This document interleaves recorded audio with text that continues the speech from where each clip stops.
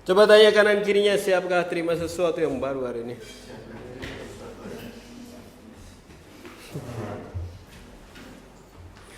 Selamat pagi Sagi. Minggu 26 Maret 2023. Kita di penghujung bulan ini. Dan Tuhan baik dan selalu baik. Dari dulu, sekarang, sampai selamanya. Dan kita senang untuk keluarga Pak Abraham bisa juga dalam perjalanan dengan baik. Dan juga keluarga Pak Gerwin yang masih terus ada dalam perjalanan. Kita terus bawa dalam doa untuk hal itu. Karena kita tidak mau kasih kesempatan musuh untuk menghentikan siapapun dari keluarga kita. Amin. Dan juga kita akan mendengar sesuatu yang saya beri judul Perfection. Kesempurnaan. Sempurna. Lagu yang cukup baik itu. Oke, saya langsung aja mulai dari Matius 44 ayat 47. Nggak ada, Matius 5 ayat 44. Ya, bagus. Jago-jago Alkitab. Kalau begitu aku bilang Matius 44. Nggak ada Pak Matius 44. Ya kan? Memang luar biasa. Ya kan? Yang sudah dapat boleh katakan amin. Amin. Saya mau pelan-pelan aja hari ini supaya kita nggak cepat-cepat. Matius 44 sampai 47, tetapi Matius 5 ayat 44. Udah dapat semua? Ya. Tetapi aku berkata kepadamu, kasihlah musuhmu dan berdoalah bagi mereka yang menganiaya kamu. Karena dengan demikian kamu menjadi anak-anak Bapamu yang di surga, yang menerbitkan matahari bagi orang yang jahat dan yang tidak, dan orang yang baik, dan menurunkan hujan bagi orang yang benar dan orang yang tidak benar. Apabila kamu mengasihi orang yang mengasihi kamu, apakah upahmu? Bukankah pemungut cukai juga berbuat demikian? Dan apabila kamu hanya memberi salam kepada saudara-saudaramu saja, apakah lebihnya daripada perbuatan orang lain? Bukankah orang yang tidak mengenal Tuhan pun berbuat demikian? Bagian dari salah satu pengajaran Tuhan Yesus. Ajarkan kepada mereka orang Yahudi dan bukan Yahudi waktu itu di dalam kerumunan bersama-sama. Yang menarik di sini adalah Tuhan menekankan tentang perbedaan antara anak-anak Bapa di surga dengan orang yang tidak mengenal Tuhan. Dan yang kita tahu juga bahwa dari sejak hukum Tuhan diberikan kepada umatnya, tujuan Tuhan adalah untuk membuat umatnya itu berbeda dengan orang atau umat yang bukan umat. Itulah mengapa Tuhan memberikan hukum yang begitu detail, bahkan sampai kepada bagian kehidupan mereka setiap hari. Kalau teman-teman belajar di Imamat, Ulangan, dan itu semua begitu detail. Yang Tuhan rindukan di sini adalah mereka kembali mengerti tujuan Tuhan tentang Taurat ini. Tujuan Tuhan adalah untuk membawa kehidupan mereka berbeda. Katakan berbeda. Antara mereka umat Tuhan dan orang lain yang bukan umat Tuhan. Tetapi lebih dari itu bahkan, bahwa Tuhan bukan, hukum Tuhan bukan hanya untuk dituruti. Tetapi hukum Tuhan juga harus dilakukan dengan standar atau paradigma Tuhan juga. Maksudnya adalah ada beberapa hal disinggung di sini, di mana mereka melakukan hukum Tuhan, tapi dengan standar manusia sendiri. Gimana itu? Hukum Tuhan dikatakan harus mengasihi dan mengampuni orang lain. Tapi ada standar manusia yang beredar di antara mereka, di mana akhirnya mereka terperangkap dengan standar yang mengasihi menurut yang bagi mereka itu adil mengasihinya. Tapi Tuhan Yesus menekankan kualitas dan standar yang dimaksudkan Tuhan tentang hal ini. Secara tidak langsung sebenarnya Yesus mencoba katakan seperti ini, bahwa hukum Tuhan itu bukan hukum sosial. Hukum Tuhan bukan dilingkari dan juga dibatasi dengan hukum sosial atau kemasyarakatan yang kebanyakan orang berpikir itu baik.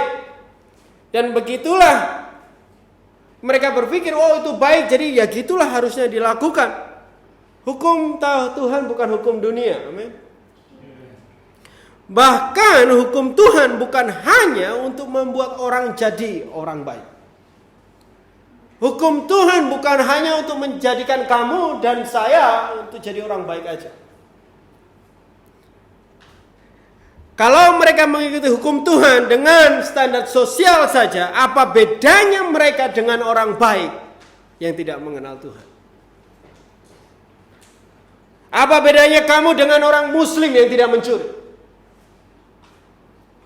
Apa bedanya kamu dengan orang Hindu yang rajin juga memberi kepada orang miskin? Apa bedanya kamu dengan orang Buddha yang juga membantu tetangganya? Apa bedanya kamu dengan orang Indonesia kebanyakan yang selalu ramah dan baik? Walaupun kerisnya taruh di belakang. Padahal ada yang berbeda yang kamu punya tapi mereka tidak punya.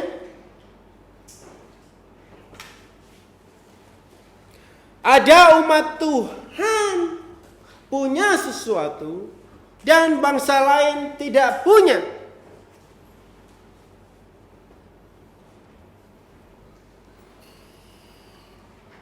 Apa yang umat Tuhan punya tapi bangsa lain tidak punya? Yaitu adalah Taurat Tuhan. Tetapi karena hukum Tuhan atau hukum Taurat pada akhirnya diaplikasikannya di dalam lingkaran budaya dan standar manusia. Hukum Taurat itu tidak sama sekali merubah atau bahkan membedakan mereka kepada orang lain yang tidak mengenal hukum Tuhan. Bisa mengerti di sini? Karena ini landasan sebelum saya benar-benar jauh lebih dalam dari ini.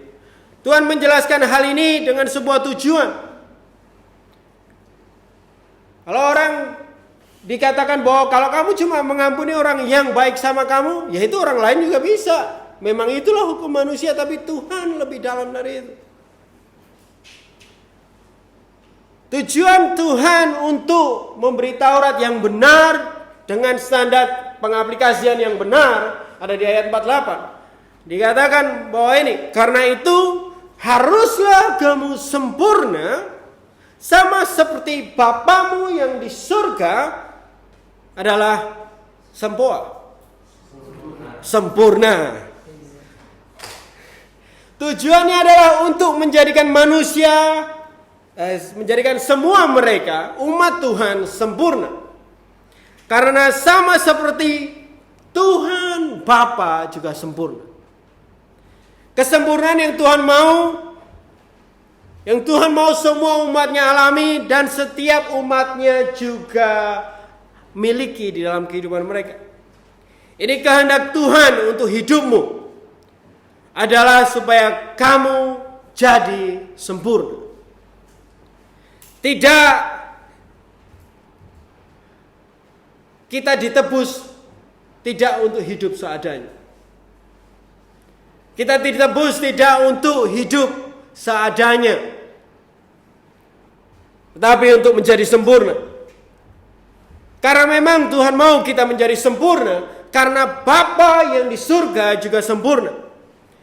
Kita memang manusia yang tidak sempurna, tetapi bahkan statement itu sering dikatakan dengan sudut pandang kesempurnaan yang dunia ini miliki.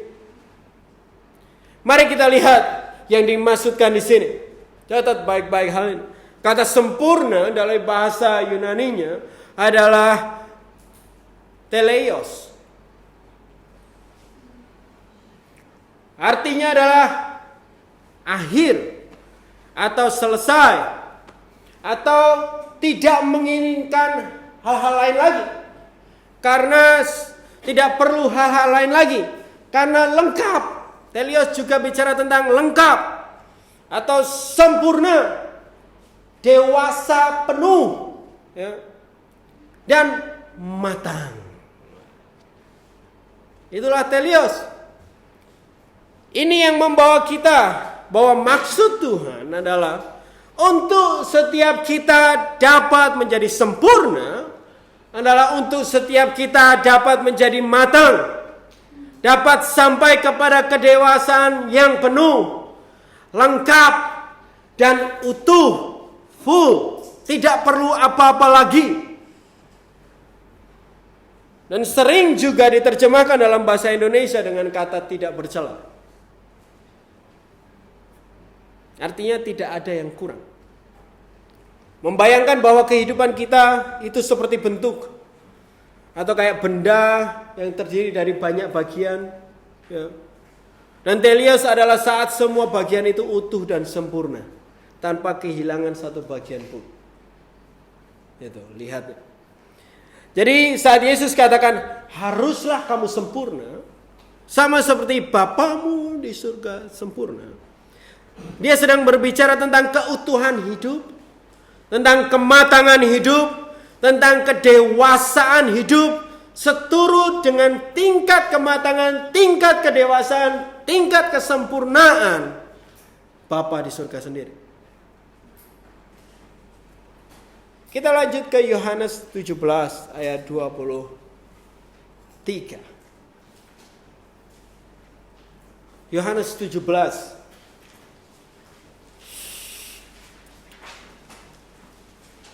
Sudah dapat, katakan ter. Ter. Ayat 23 begini firman Tuhan, aku di dalam mereka dan engkau di dalam aku, supaya mereka sempurna menjadi satu. Agar dunia tahu bahwa engkau yang telah mengutus aku dan bahwa engkau mengasihi mereka sama seperti engkau mengasihi aku. Ini adalah salah satu bagian dari doa Tuhan Yesus untuk murid-muridnya.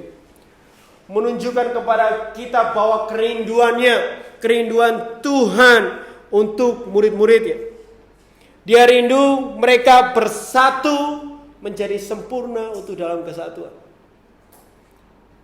Tuhan rindu mereka menjadi sempurna untuk semua mereka bersatu menjadi keutuhan kesatuan seperti bagaimana Tuhan Yesus dan Bapa. Saat bagi bagian-bagian bersatu, itu menjadi yang kita sebut kesatuan, yang utuh. Itulah yang kesempurnaan yang Tuhan inginkan. Jadi dari doa ini sebenarnya kita lihat adalah bayangan simbol dari kesatuan itu. Dari banyak hal, begitu semuanya bersatu, itu bagi Tuhan sempurna. Waktu utuh gitu. Adakah murid Yesus di tempat ini? Oh, enggak banyak ternyata murid Yesus. Adakah murid Yesus di tempat ini? Yesus rindu untuk kita semua sempurna dengan cara setiap bagian menjadi utuh dan bergabung di dalam kesatuan. Dan ini yang dia kehendaki. Tuhan rindukan sampai dia pun mendoakan. Dia merindukan kesempurnaan, jelas banget. Tetapi bukan kesempurnaan yang dunia pikirkan itu sempurna. Yang Tuhan rindukan adalah kesempurnaan bentuk dalam keutuhan wujud Tuhan sendiri. Jadi sempurna yang Tuhan maksudkan adalah keutuhan. Katakan utuh. Kematangan, katakan matang. Kedewasaan, katakan dewasa. Dan Tuhan mau dan rindu untuk kita semua menjadi utuh, matang, dan dewasa. Siapa yang mau menggenapi kehendak Tuhan ini? Siapa yang mau menggenapi kerinduan Tuhan ini? Amin. Kehendak untuk menjadi sempurna. Ya. Lanjut lagi, kita ke Ulangan 18 ayat 13.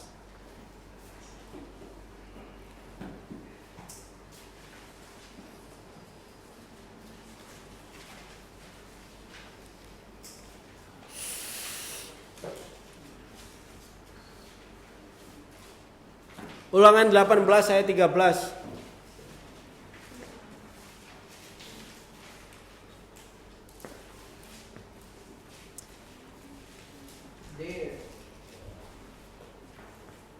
Baru satu aja yang nemuin. Ayat 13, haruslah engkau hidup dengan tidak bercela di hadapan Tuhan Allahmu. Sederhana, satu bagian aja yang saya ambil. Karena ini dari semua runtutan firman Tuhan atau Taurat Tuhan salah diberikan, itu supaya mereka hidup tidak bercela. Kalau mau diubah berarti setelah semua hukum Tuhan diberikan, Tuhan mau mereka hidup sempurna. Ini bukan juga hanyalah yang saya buat-buat. Mau umatnya hidup tanpa ada kekurangan sedikit pun. Tanpa kekurangan apapun di hadapan Tuhan. Itu yang harus digarisbawahi di hadapan Tuhan. Yang kita kejar adalah kesempurnaan di hadapan Tuhan. Di mana hal yang Tuhan lihat dari hidup kita adalah apa yang Dia harapkan untuk yang ada di dalam hidup kita adalah kesempurnaan itu. Kita tidak mengejar kesempurnaan di mata manusia. Kita tidak mengejar kesempurnaan hidup di mata orang lain. Betul? Bagi banyak orang, hidup yang sempurna adalah hidup yang punya segala sesuatu dan punya uang yang banyak. Siapa yang masih percaya hal ini? Tetapi kita mengejar kesempurnaan di mata Tuhan. Kita tidak mengejar kesempurnaan di mata sahabat atau teman tongkrongan kita. Bagi banyak anak muda, hidup mengikuti tren adalah hidup yang sempurna. Bisa datang ke tempat yang lagi tren, lagi viral, pakai baju yang lagi tren, punya HP yang lagi tren, motor dimodifikasi dengan yang paling trendy, yang paling terbaru, yang paling terkini. Kita tidak mengejar hal itu. Kita mengejar kesempurnaan yang Tuhan miliki. Kesempurnaan Tuhan pencipta kita. Kita tidak mengejar kesempurnaan di mata orang tua kita. Yang itu aminnya dikit. Amen. Bagi beberapa orang tua, hidupmu akan sempurna kalau kerja di perusahaan besar, atau jadi PNS, atau jadi tentara, atau jadi polisi. Bukan berarti hal itu buruk, catat baik-baik. Tetapi kalau kamu mengejar kesempurnaan bagi orang tuamu, itu tidak yang kita mau. Yang kita mau adalah kita mengejar kesempurnaan di hadapan Tuhan. Yang kita butuh dan kejar adalah kehidupan yang sempurna, yang tidak bercela di hadapan Tuhan. Karena disitulah dan itulah yang Tuhan inginkan. Tapi faktanya, kesempurnaan Tuhan akan selalu bertolak belakang dengan apa yang dunia ini pikir sempurna. Karena Tuhan mau umatnya berbeda, makanya selalu akan berbeda. Kalau kebanyakan orang di kampungmu PNS dan mereka bangga, Tuhan akan sengaja buat kamu gak PNS. Supaya berbeda. Jadi saya akan selalu ekspektasi kayak gitu. Ekspektasi hidupmu akan berbeda dari kebanyakan orang di sekitarmu. Sehingga sangat penting untuk kita mulai berubah di sini, Bapak Ibu Saudara. Berubah di mana cara kita berpikir, berubah bagaimana kita mendefinisikan hidup yang sempurna itu. Kita semua lahir dan besar dengan semua pemikiran kesempurnaan hidup menurut dunia ini. Goal hari ini adalah, tujuan hari ini adalah kita tahu apa itu sempurna seturut firman Tuhan. Dan kita semua mau untuk dapat mencapai kesempurnaan yang benar itu. Pada awal dunia ini, ada orang yang dilihat Tuhan sempurna di matanya. Siapa dia? Mari kita lihat di Kejadian. Di pasal 6.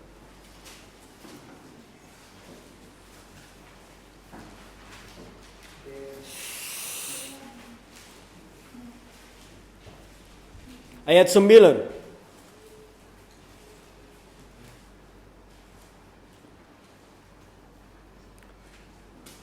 Kejadian 6 ayat 9. Inilah riwayat Nuh. Nuh adalah seorang yang benar dan tidak bercela. Di antara orang-orang sezamannya, dan Nuh itu hidup bergaul dengan Tuhan. Nuh, siapa sih yang gak kenal Nuh? Orang yang dipakai Tuhan untuk sebuah situasi yang luar biasa. Situasi di mana Tuhan mau memulai kembali membangun umatnya yang tidak bercela dengan cara menghilangkan yang bercela dan menyelamatkan yang tidak bercela. Tuhan membangun kembali umat yang sempurna dengan melenyapkan apa yang gak sempurna dan menyisakan yang sempurna itu. Dan Nuh adalah orang yang dipilih Tuhan untuk diselamatkan. Untuk diselamatkan Tuhan. Kita sering berbicara tentang generasi akhir-akhir ini. Dan inilah yang luar biasa. Saat Tuhan melihat Nuh sempurna, dan Tuhan juga melihat anak-anaknya juga sempurna. Saat kamu memilih untuk menjadi sempurna seperti apa yang Tuhan katakan sempurna, kamu juga akan melahirkan keturunan yang sempurna. Karena hanya dari pohon yang benar akan lahir buah yang benar. Keturunan Nuh dilayakkan Tuhan untuk menerima keselamatan itu juga. Dipilih Tuhan untuk memulai sesuatu yang baru dalam kesempurnaan Tuhan yang tidak bercela itu. Keluarga Nuh, bahkan mungkin bagi orang lain, Nuh dan keluarganya adalah orang yang aneh. Lah membangun bahtera di atas bukit. Tetapi ini bukan tentang apa yang dikatakan orang, tetapi tentang apa yang dikatakan Tuhan dan dilihat Tuhan dalam hidup Nuh. Ini bukan tentang apa yang orang lain katakan. Bukan tentang apa yang teman tongkronganmu katakan tentang kamu. Bukan tentang apa yang orang tuamu katakan bahkan tentang hidupmu. Tetapi tentang kehidupan yang tidak bercela di mata Tuhan. Siapa yang mau dilihat Tuhan seperti bagaimana Tuhan lihat Nuh?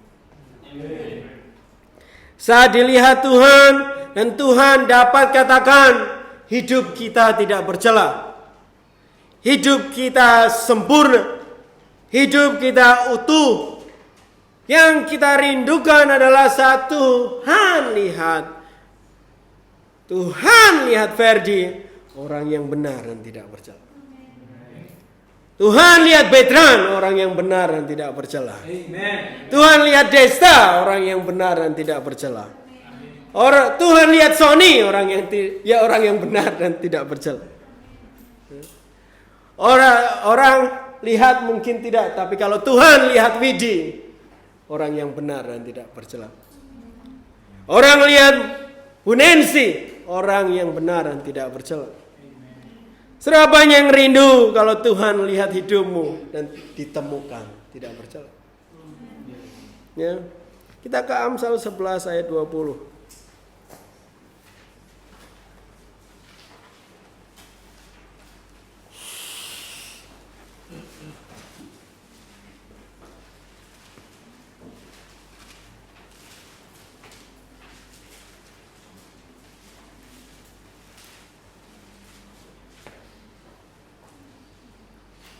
Orang yang serong hatinya adalah kekejian bagi Tuhan.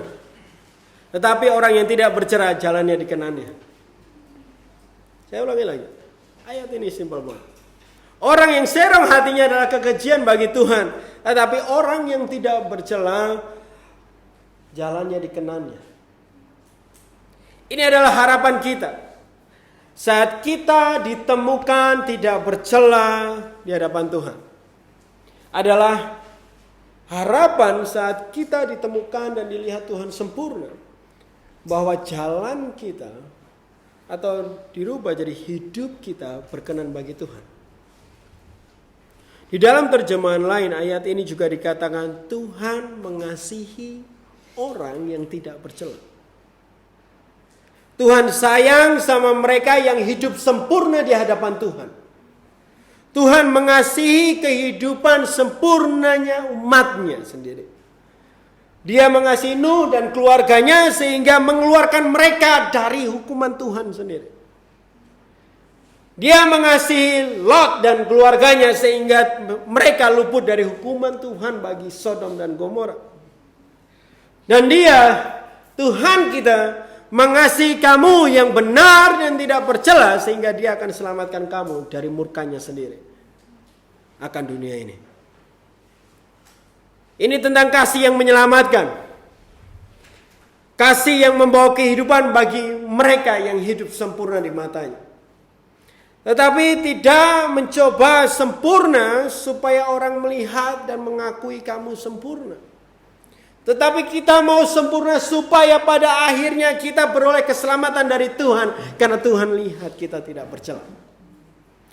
Kesempurnaan ini memang ada dari sudut pandang Tuhan. Atau bagaimana Tuhan lihat. Tetapi apakah orang sempurna di mata Tuhan dapat dilihat dari hidupnya saat ini?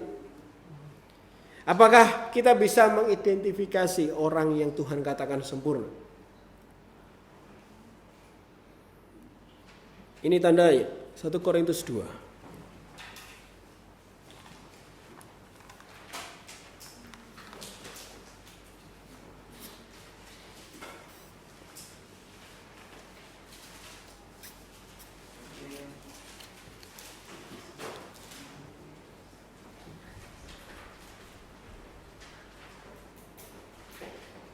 Satu Korintus 2 ayat 6.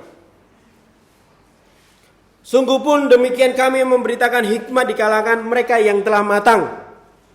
Yaitu hikmat yang bukan dari dunia.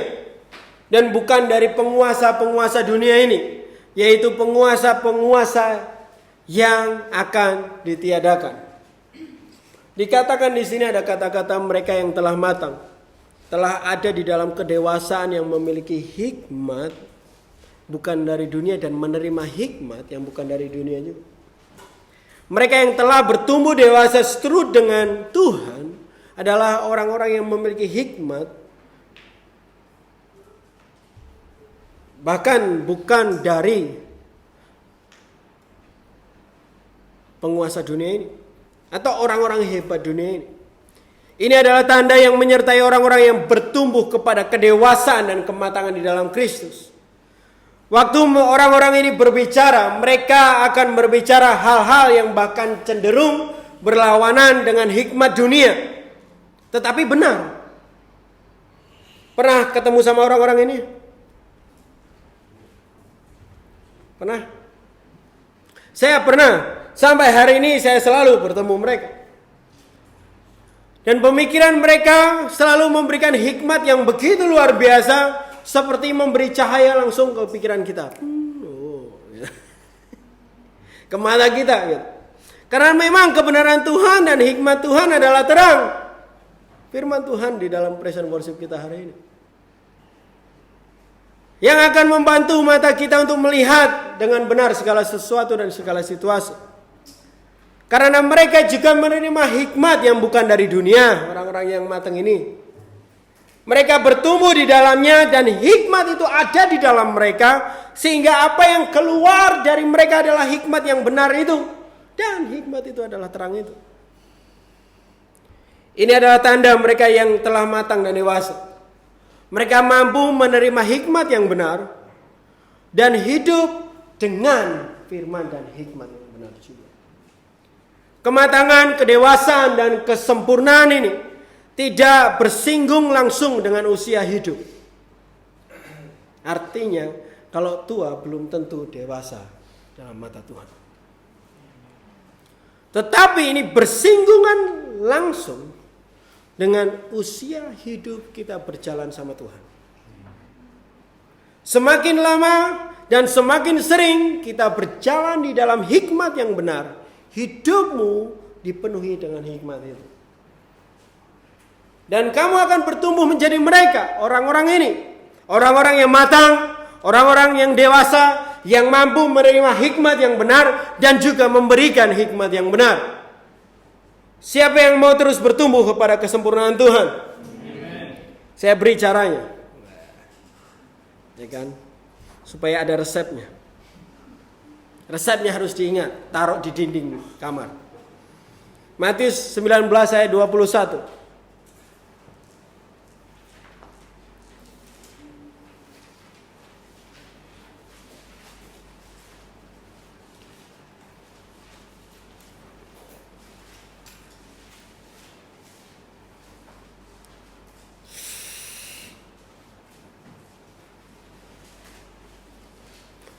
Matius 19 ayat 21, kata Yesus kepadanya, "Jikalau engkau hendak sempurna." Siapa yang mau sempurna di sini tadi? Nih, catat baik-baik. Kalau kamu mau sempurna, jualah segala milikmu dan berikanlah kepada orang miskin, maka engkau akan beroleh harta di surga. Kemudian datanglah kemari dan ikutlah aku. Beberapa dari kita ini familiar sama cerita ini. Cerita tentang anak muda kaya, bahkan juga dicatat oleh Alkitab dia penguasa yang punya segalanya dan datang ke Tuhan Yesus. Apakah tidak sempurna hidupnya? Ya kan? Muda, kaya, berkuasa. Kurang apa sih? Ya kan? Muda, ya kan? Pasti bersemangat, kuat, masih bergairah, cemerlang, gitu kan. Kaya, punya uang cukup untuk melakukan apapun dan mau beli apapun yang dia mau. Berkuasa, dihormati, punya kekuasaan untuk menyuruh orang atau melakukan apapun juga yang dia mau. Berkuasa, dihormati, seberapa sempurna hal ini? Sempurna kan? Hidupnya begitu sempurna. Siapa yang mau di sini muda dan kaya raya? Ya bohong kalau nggak mau. Bahkan juga dikatakan kalau dia mengikuti semua hukum Taurat juga di ayat ini. Aku udah ngikutin semua itu. Dia bilang ke Tuhan. Tapi Tuhan katakan, jika kamu mau, jika kamu hendak, jika kamu rindu untuk sempurna. Kalau kamu mau jadi sempurna, kalau kamu mau jadi utuh, kalau kamu mau matang dan dewasa, kalau kamu mau tidak bercela di mata Tuhan, dia katakan jualah segala milikmu dan berikanlah kepada orang miskin dan ikutlah aku. Jadi tadi siapa yang mau sempurna tadi? Tadi kayaknya banyak terus setelah ada tipsnya berkurang ini. Ya. Setelah ada harganya agak berkurang, waduh mahal juga. Kita tahu akhir cerita ini juga, si muda kaya dan penguasa itu tadi pulang dan tidak bisa melakukan hal ini, ya kan? Yang Tuhan mau katakan di sini adalah satu-satunya cara untuk kamu sempurna di mata Tuhan harus meninggalkan apa yang sempurna bagi dunia ini.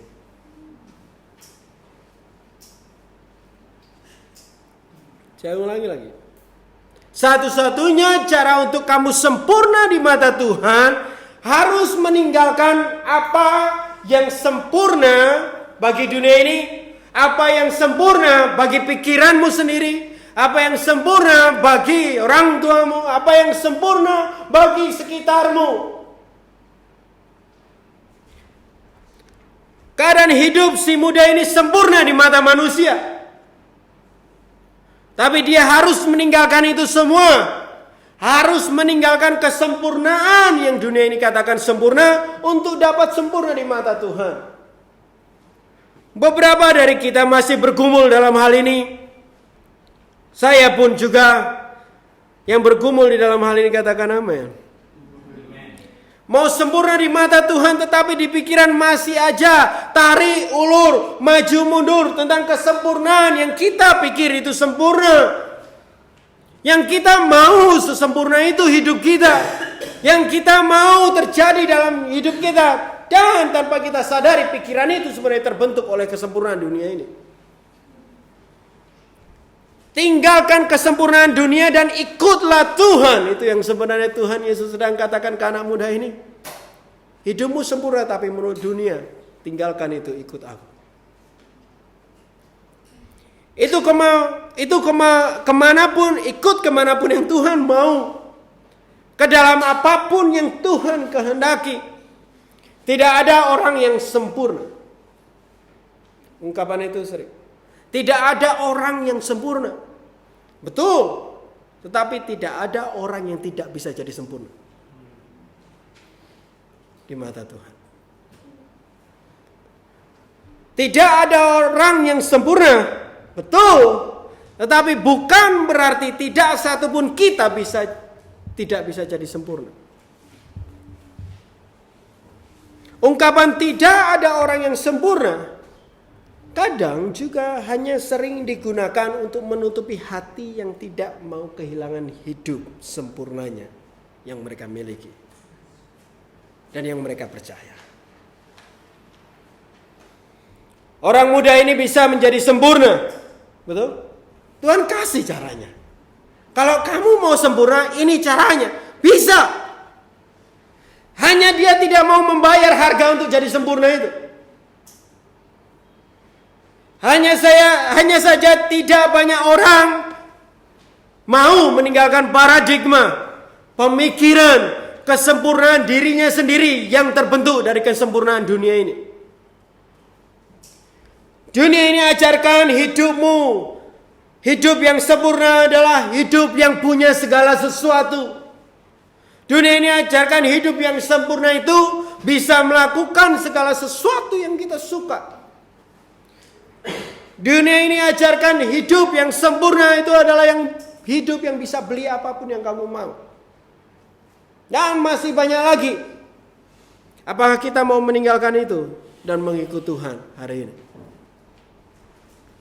Apakah kamu mau melepaskan itu dan mengikuti Tuhan? Kalau kamu mau jadi sempurna di mata Tuhan, siap-siap. Siap-siap hidupmu jelas akan menjadi berbeda dari hidup masa lalu. Siap-siap hidupmu jelas akan berbeda bahkan dari orang lain. Dan siap-siap juga hidupmu akan berbeda daripada kebanyakan keluarga besarmu.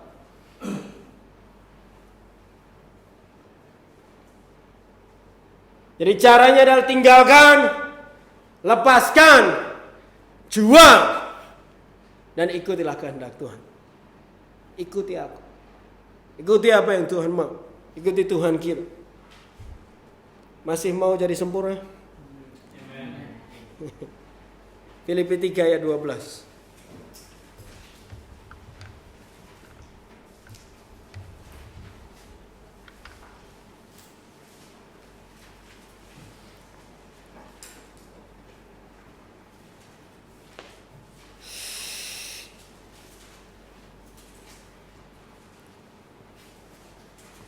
Filipi 3, 12-15, begini firman Tuhan. Bukan seolah-olah aku telah memperoleh hal ini atau telah sempurna. Melainkan aku mengejarnya kalau aku dapat juga menangkapnya. Karena aku pun telah ditangkap oleh Kristus Yesus. Saudara-saudara, aku sendiri tidak menganggap bahwa aku telah menangkapnya. Tetapi ini yang kulakukan untuk melupakan apa yang telah di belakangku dan mengarahkan diriku dengan apa yang ada di hadapanku. Dan berlari kepada tujuan untuk memperoleh hadiah, yaitu panggilan surgawi dari Tuhan dalam Kristus Yesus. Karena itu, marilah kita yang sempurna berpikir demikian. Dan jikalau lain pikiranmu tentang salah satu hal itu telah dinyatakan Tuhan juga kepadamu. Ayat ini sudah cukup jelas tentang proses kesempurnaan ini. Dan ini yang Paulus juga hadapi dan miliki bagi hidupnya. Paulus memiliki hidup yang sempurna juga di masa lalunya, di mata orang-orang sekitar. Berpendidikan, bahkan bagian dari parlemen, dari orang Farisi dan ahli-ahli. Dan saya percaya dia juga tidak miskin. Tetapi ayat ini dikatakan yang dia kejar hanyalah kesempurnaan serupa dengan Kristus. Dan dia juga sadar dan menganggap dia tidak sempurna. Dia katakan, aku bahkan belum sampai gitu, belum menangkap kesempurnaan itu. Tetapi dia juga katakan dia mengejar kesempurnaan itu. Dia meninggalkan dan melupakan apa yang di belakangnya, masa lalunya, kesempurnaan lamanya. Apa yang dunia pikirkan hidup yang sempurna, apa yang dunia pikirkan itu sudahlah yang luar biasa. Dan berlari menuju kesempurnaan yang Kristus miliki. Tidak ada satupun kita di ruangan ini sudah sempurna. Hanya saja ada beberapa yang sudah menjalani proses penyempurnaan itu lebih dulu dari yang lain. Kita sedang mengejar kesempurnaan itu bersama-sama. Saya mau jadi sempurna di mata Tuhan, jelas. Saya mau dipandang Tuhan dan tidak bercela di mata Tuhan. Siapa mau mengejarnya bersama saya? Siapa mau kejar itu bersama saya? Berlarilah kepada tujuan, Bapak Ibu Saudara. Berlarilah sedemikian rupa untuk memperolehnya. Maksudnya adalah berjuanglah untuk tinggalkan kesempurnaan yang lama dan menuju ke kesempurnaan yang baru ini. Spudezo. Make any effort. Ya. Jadikan segala sesuatu dan usahakan segala sesuatu. Berusahalah sekuat tenaga untuk mendapatkannya. Lepaskan yang lalu dan beralihlah kepada yang baru. Lepaskan yang lalu dan berjuanglah memperoleh kesempurnaan itu. Kuatkan kanan kirimu dan katakan, kamu tidak sempurna, tapi kamu bisa jadi sempurna.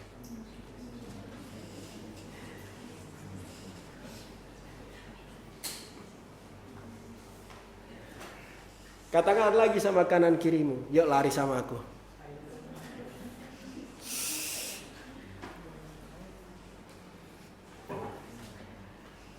Siapa mau berlari sama saya? Ayo kita lari ke Kolose. Ayo kita lari ke Kolose 1.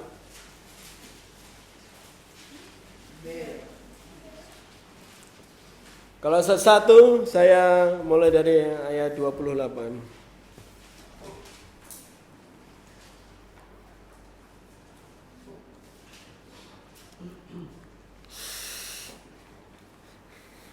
Yang dapat baru 1 ya? Dialah yang kami beritakan, apabila tiap-tiap orang kami nasihati dan tiap-tiap orang kami ajari dalam segala hikmat, untuk memimpin tiap-tiap orang kepada apa? Kesempurnaan dalam Kristus. Jadi kalau mau berlari, berlari itu kan mulainya dari mana itu harus jelas. Ya kan? Kalau mau berlari, mulainya dari mana? Mulai dari sini.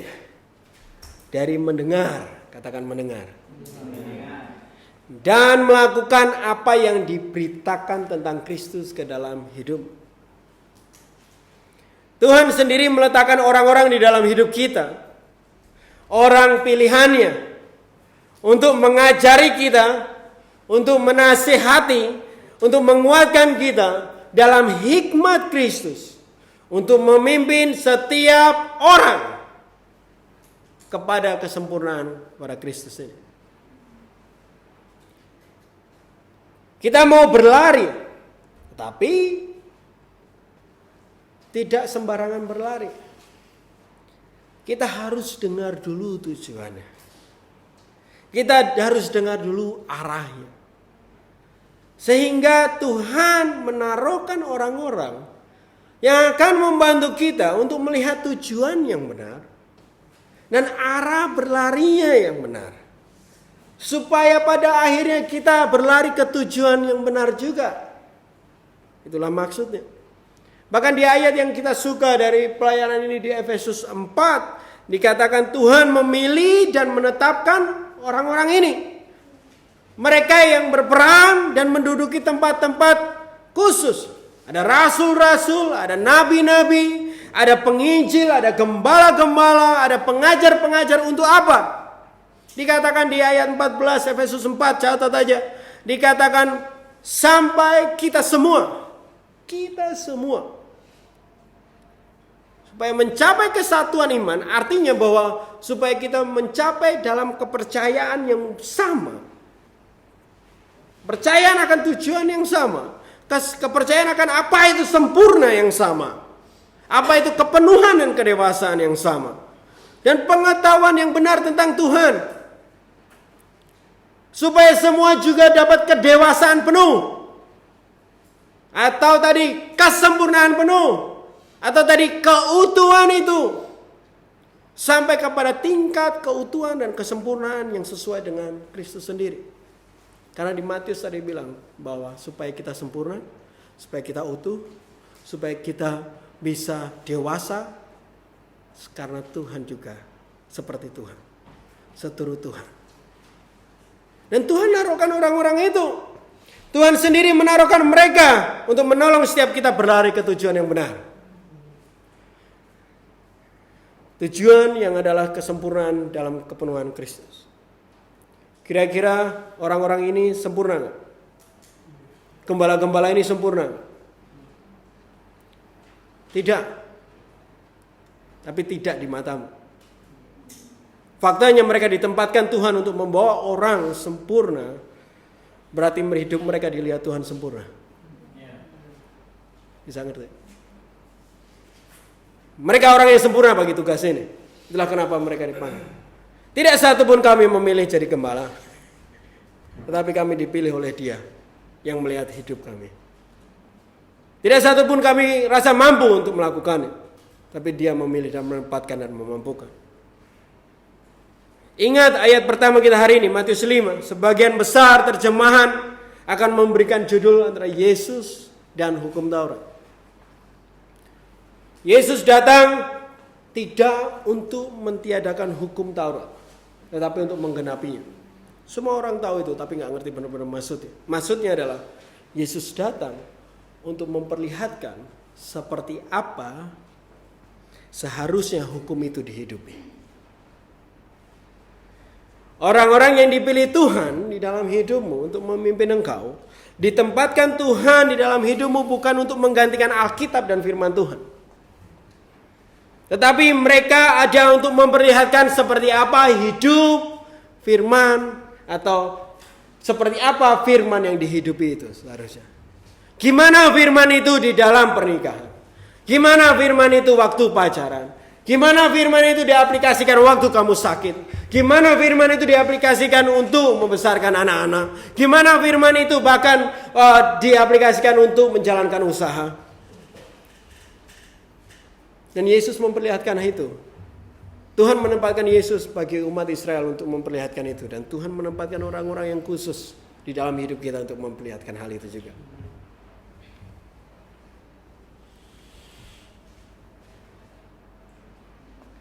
Dari hidup mereka kita bisa lihat contoh. Kita bisa lihat hasil. Kita bisa lihat kehidupan yang berpegang dan berdasar pada firman Tuhan. Hidup yang dihasilkan dari langkah yang mengambil jalan Tuhan dan arah berlari ke jalan yang benar tadi. Dan tujuan kami hanyalah untuk setiap orang dapat meraih kesempurnaan itu. Tujuannya cuma itu. Jadi mulai dari mana? Ya. Dengan arah larinya, dengar arah larinya dan dari mereka yang Tuhan taruh di hidupmu. Ayo berlari. Berlari kepada kesempurnaan dalam kepenuhan Kristus Yesus. Kita ke Yakobus 1 ayat 2 sampai 4.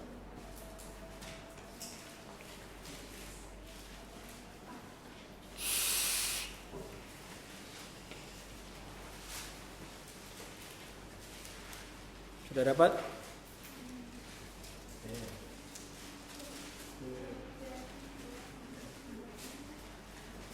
Jadikan itu budaya kita juga boleh. Kalau kalian sudah dapat ngomong supaya kapan saya harus bacakan itu pas. Ya, ngomong aja. Der. Yakobus 1 ayat 2 sampai 4. Saudara-saudaraku, anggaplah sebagai suatu kebahagiaan apabila kamu jatuh dalam berbagai-bagai pencobaan. Amin. Sebab kamu tahu bahwa ujian terhadap imanmu menghasilkan ketekunan. Dan biarlah ketekunan itu memperoleh buah yang matang, supaya kamu menjadi sempurna dan utuh, dan tidak berkekurangan suatu apapun. Masuk akal betul? Pada akhirnya, ini adalah ayat terakhir kita hari ini. Tapi ini adalah penyempurnaan dari segala sesuatu yang saya berikan kepada Bapak Ibu Saudara hari ini.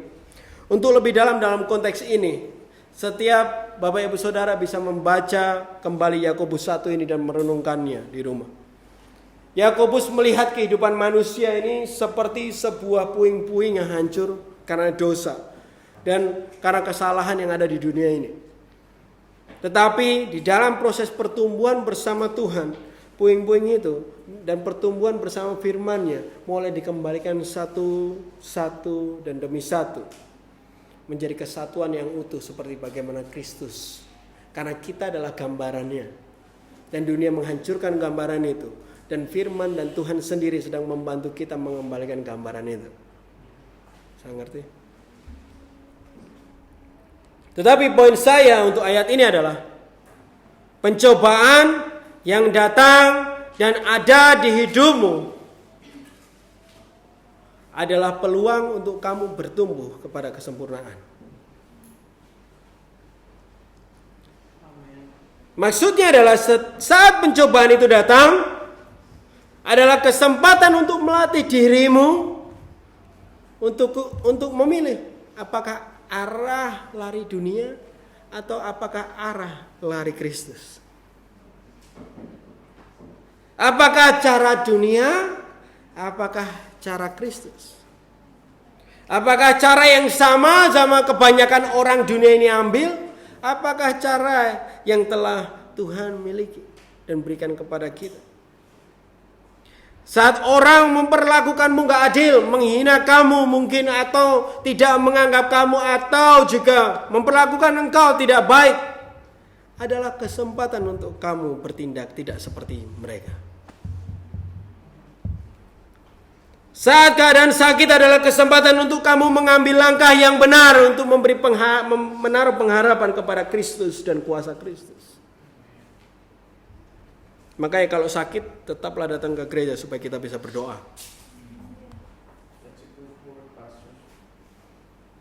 Saat sulit, keuangan sulit, adalah kesempatan untuk kamu mengambil pengharapan kepada Kristus. Saat kamu tekun di arah yang benar itu, tekun terus berlari tetap di arah yang benar, dikatakan kamu akan jadi sempurna. Ayat 3. Sehingga saat sulit datang adalah saat di mana kita dapat makin jauh menuju kesempurnaan. Makin dalam. Makin mendekati kesempurnaan itu. Keadaan itu adalah ujian imanmu. Apakah kamu benar-benar percaya jalur itu, jalan Kristus itu adalah benar? Saat kita terus mengambil jalan atau arah yang benar, disitulah kematangan dimulai dihasilkan. Dan kamu akan menjadi sempurna. Utuh dan bahkan dikatakan tidak kurang apapun. Ayat ini kalau disalah artikan, kamu akan semua kebutuhanmu dicukupi. Saya bilang enggak. Sengaja Tuhan akan kadang buat kamu kurang supaya kamu berharap sama Dia.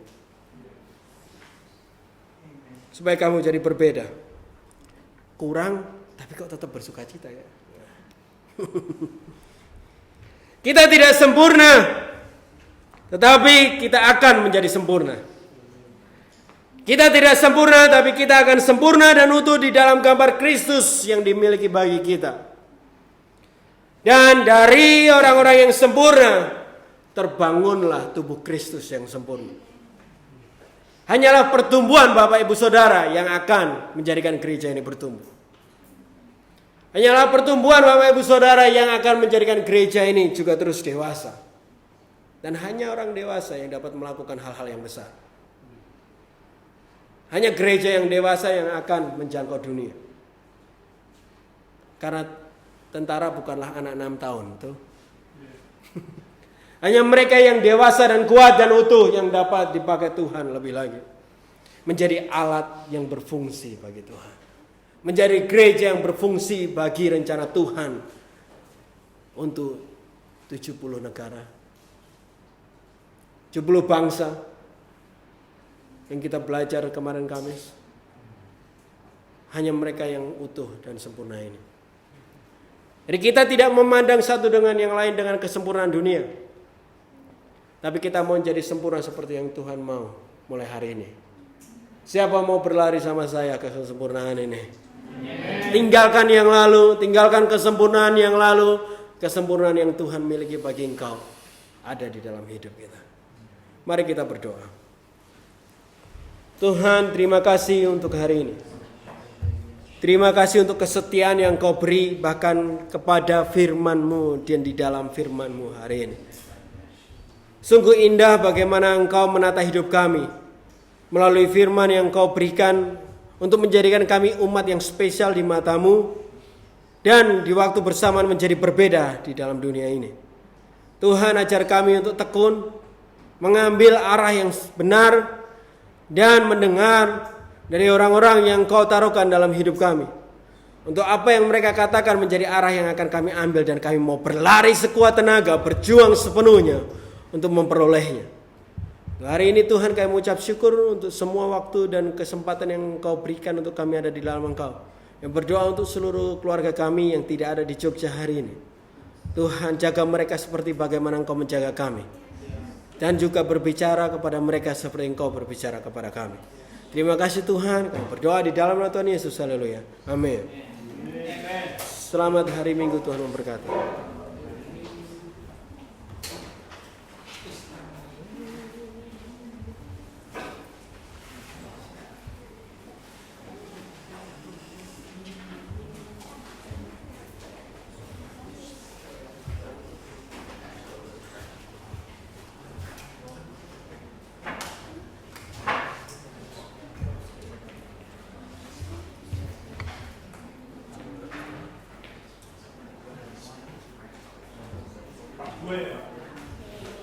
Ya, aduh. Veteran, ya, siapin itu es batu datang, siapin.